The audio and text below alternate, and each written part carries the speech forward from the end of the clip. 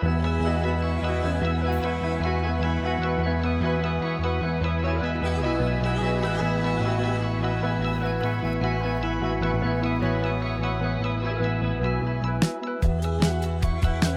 everyone, Natissa here on the subtropical Florida Gulf Coast, Zone 10, and welcome to the update number 3 of the single seed challenges, my watermelons, the seedless and the super hybrid. Today is, you probably guessed it, it is planting day.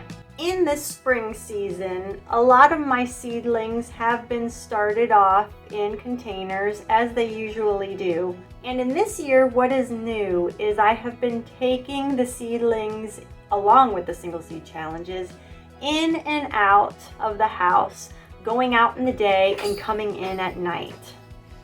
And here comes my dog Minu coming through the door. Here she is, and there she be. And in bringing them inside, I bring them here in my sunroom, and there's no circulation. And I've been very diligent about getting outside, but you know how life goes. Sometimes you miss a day here and there. And some of my seedlings have been getting powdery mildew. And I don't have any pictures of it because I've been just trying to get rid of those plants because I've noticed it starting to spread. So, big task is I've been getting a lot of these seedlings out, and that includes my single seed challenges. So let's get you out to the planting site. I call this bed the cornerstone bed, and I'm going to put the seedless watermelon on the left side of this bed, and the super hybrid will be on the right side. So in planting the seedless watermelon, all I did was dig a hole, and I took about close to a shovel's worth of chicken poo mixed with blood and bone and just kind of sprinkled it over the surface, and some of that fell in the hole and stayed on the outside of the hole. And I definitely filled that hole with water. And the reason why I did that was because I'm thinking if I fill it with water and it goes down to the bottom, as I plant my watermelon there, and of course continue watering throughout the season, there's at least, or I would think, be moisture down quite deep because of me watering the hole. And that's important because I want those roots to go as deep as possible.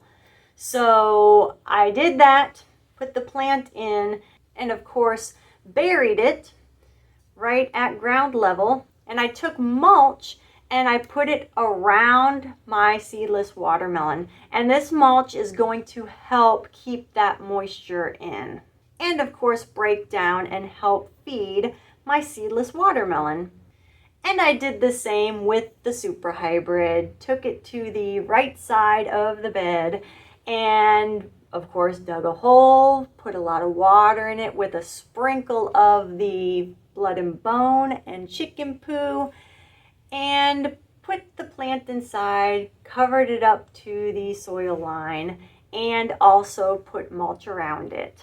So there you go. The single seed challenges have been planted. What's kind of bittersweet is that these two watermelons have been together since the start of this journey.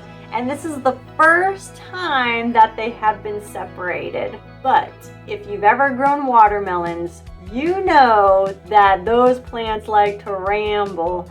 And before long, if all goes as planned, these two watermelons, the seedless and my super hybrid, will eventually be together again because no doubt those vines are going to spread out. And where these watermelons are planted is no accident. They are going to be a part of a fun little project I'm doing for the spring into summertime. So stay tuned for that.